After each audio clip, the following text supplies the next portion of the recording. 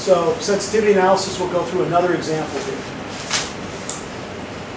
And this one is purely theoretical. This is really one of those that, and at the end you're going to go, well, maybe not, because hopefully you don't know statistics very well. And then you won't be just laughing at just how simplistic this is. These are real Astra data. So I showed band 1 again, level 1A doing counts per unit gradients, and it looks as though there's a bit of a degradation there. If you do a curve fit to the early part of the data, you can see where it's trending downward. Band 2, you do a curve fit over that same time period, you could also have a trend downward. Band 3, there's a trend as well, but whether or not there's actual significance to those is debatable.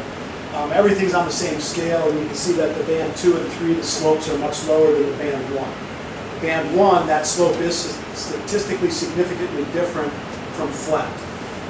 These other ones, based on the scatter of the data, you do not get a significant difference from flat on those. So it's kind of the best fit over a region, but it's not something that you would say, yes, I have degradation. Band 1, you would say, yes, I have degradation. Then the question is what kind of degradation? And we talked a bit about this yesterday, was the one on the lower right is the one that makes the most sense from an optical physics standpoint. We expect if there's a degradation of the optics, there's a coating on the optics that's getting larger or something, that it won't go on to infinity and go linear down to 0, that at some point you become asymptotic and you'll level out. All of these others though, every one of these basically matches the data. They all have the same statistical significance, the same quality of fit, whether it's an exponential, a bilinear, a single linear, or a single linear chosen over a different time period. So this one does not fit the data out of the longer time frame, but it does fit with the same level of quality to the early time period. This clearly shows that we have a problem with vicarious calibration. We do not have enough data points to get a good trend. We do not have a small enough relative uncertainty with good enough repeatability to get to a trend. So if you're sitting there and you're me, the next thing you go is, well, how many data points do I need? And we were considering automating our test set with the idea that if we had an automated test site, we would get in a perfect situation 26 data points for Astra every year. We would get 26 data points roughly for Landsat per year based on the orbits. Let's assume half of them are cloud. So I would get 13 per year, which is about a factor of 4 more than we were getting before. So automating data collections would be really nice to get an increased amount of sampling. And so the question was, is that really going to be a benefit? Is that something that's going to help? So we started to model the trends. And the idea was, how many data points do I have to have, and what level of precision do I need in order to be able to say that I have, in this case, a 2% degradation of a sensor? And what I varied was whether that 2% was over a year, or 2 years, or 3 years, or whether it was 2% per year. And what I do is I modeled my reflected space results with a normal-based distribution. So the idea was that, in this case, because I'm doing it theoretically, I know the calibration. And I'm going to assume that my reflected space results will be able to retrieve that calibration perfectly on average. But on any given single data point, it'll be distributed as a normal distribution.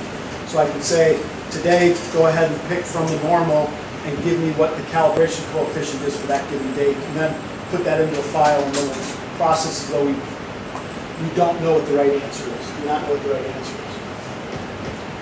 And I would run 100 separate cases for each of the sampling rates and time periods. This was a combination of the Fortran code, so that again tells you how old I am, and just a simple spreadsheet. It wasn't that fancy. It really is a very simplistic thing to do, and hopefully you'll at the end go, well, yeah, the answer's pretty obvious. And at the end, I was, well, my answer's pretty obvious. But it still was enlightening because it really changed a lot of our philosophies. So So one trend in the strategy is to basically cluster your collections. The way it was working now is we did cluster a little bit in the summer because we're a university, and so I had students.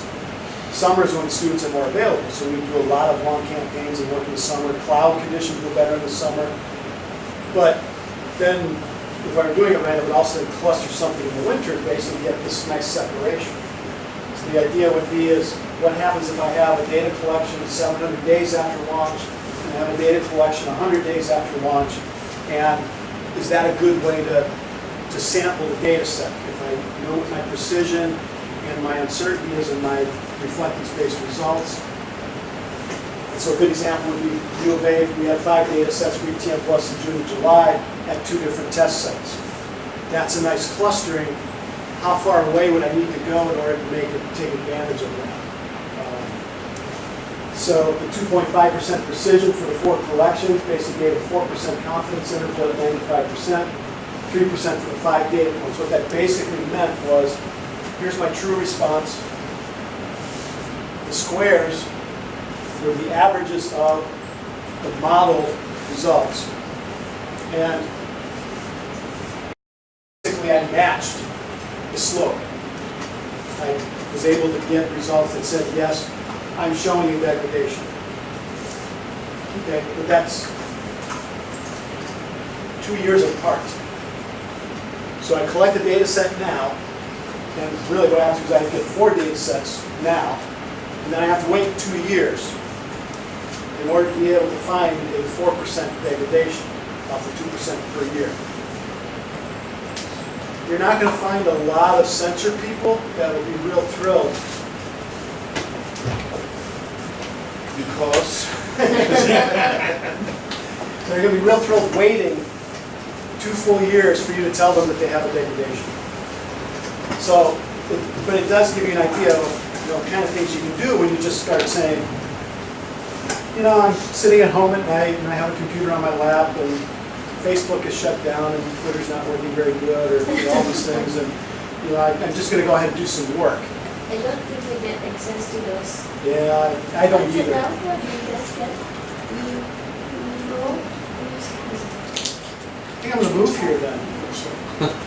That's good news. Or what else?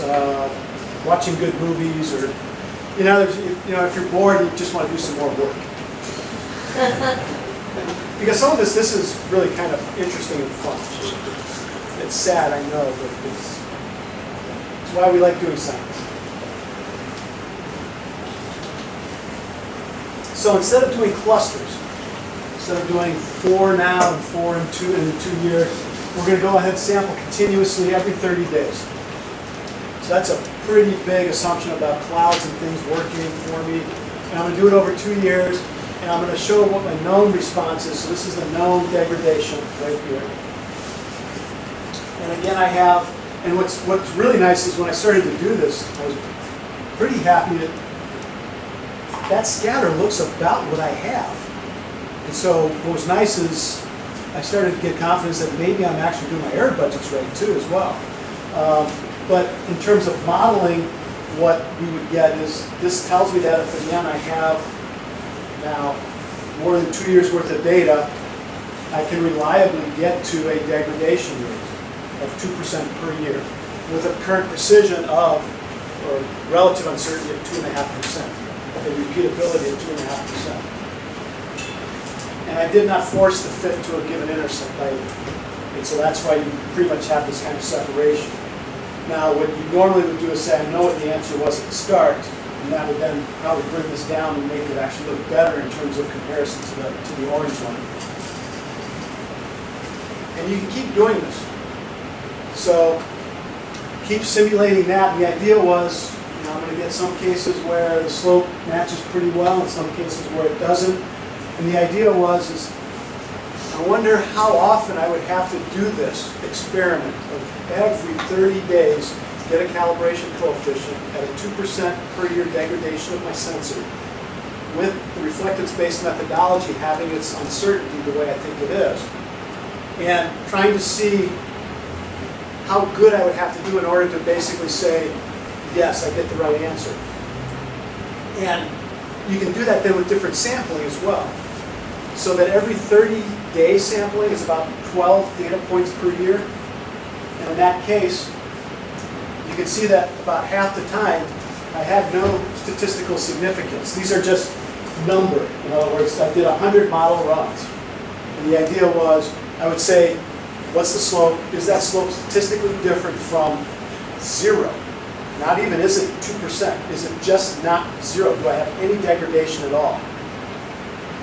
And in most of the cases, I did not have any significance. So that doesn't give me great confidence that I'm going to be able to, or I'm sorry, the blue is not significant, but I still had a lot of cases where, you know, at 12 per year, I'm not really going to do much. At 6 per year, I have no hope. I might get lucky, but if I'm wrong and I tell somebody to change their coefficients, because remember, I'm still trying to get away from get another data set. I want to have a case where I can tell them with certainty, we know the answer. You need to change your calibration coefficient. And if I'm up in this situation, I cannot do that. This would be, again, over a 2-year time period of 2% degradation per year, and I cannot give them an answer. That's not real helpful. When I get down to doing 24 per year, now things start to be where I would be comfortable saying, I get 24 data points per year. With the method at the current repeatability that I have, I would be able to tell a sensor person whether or not they have a degradation that's not 0. And in its real case was 2% per year. That's still a big degradation, but it's still, and again, all I did, this is a little tiny Fortran code in a spreadsheet. But the conclusions were enormous because I was planning on trying to do an automated test site. For Landsat, that's the best I can do in a given year. It's a sun-synchronous orbit, 16-day repeat cycle. The best I'm going to do is 24 per year. So I needed to have a way in order to get more than 24 data sets per year. Because if it's cloudy, or I miss an image, now I don't have 24. So you're stuck with the problem of, I want to do automated, or I want to do measurements. I need at least 24 per year with good repeatability, current methodology, and I cannot do it at a single site. So what's the conclusion you draw? Multiple sites. Multiple sites. So instead of us putting all of our effort into just putting up automated results at Railroad Valley, we started to make an effort towards telling other people this problem and saying, you know, we ought to get more test sites that are automated. And it led to what is now called RadCal method, to where now we're trying to automate 4 sites around the globe. And everybody's been wondering, well, why do you need 4 sites? Because I know this. The sensitivity analysis that I did, with just a simple spreadsheet, told me that I need more than 1 site in order to get enough data with enough significance to be able to trend the results. Now the advantage I will have is I can trend and I can do absolute. So when we talk about error budget again, you're going to see that we know our traceability. The advantage of the reflectance-based method has not been trending. It's never been able to do trending. The advantage has always been we know what its errors are. And so you now can tie down, if somebody tells you the trend of something, you can tell them within 2.5% where it should go. And that's really what the advantage is. But if we can now tell them we can tell them where to go. It's a wonderful expression. I'm going to tell you where to go. And we can also tell them how much it's shifting over time. And that's the true advantage of having this network data set, if we can get everything consistent and traceable and agree in terms of our error budgets. And I did look at it from the 4-year case, and you know what you find is that in this situation, at 4 years, basically everything becomes significant at 2% per year, with the higher sampling rate than the lower sampling rate. And if you stop and you think about it, it really is a simplistic thing of, well, I have a 2.5% relative uncertainty and I have a 2% per year degradation. The length of the time doesn't matter. It's the sheer number of data points is what you have to have.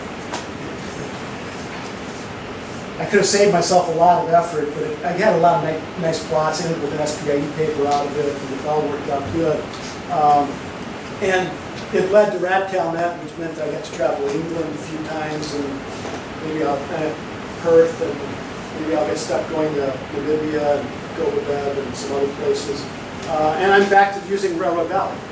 So I moved to NASA and wasn't doing much field work, and now I'm back into doing a lot of field work to do some of the automated test collections. So if you basically are doing kind of even intervals, and you have a lower precision type methodology, you have to have length of time, and that helps you. So you either, if you take it continuously, the number of points makes a big difference. But again, it's the way the Langley method works. I can take a measurement with the sun directly overhead and the sun near the horizon. That's all I really have to have if I sort of know what's going on in between. But we care about that shape. And so this idea of just doing one now and 1 in 5 years is no good. We want to get the shape of it as well. So the whole idea of 48 collections in a single year, basically you get a significant slope less than 30% of the time.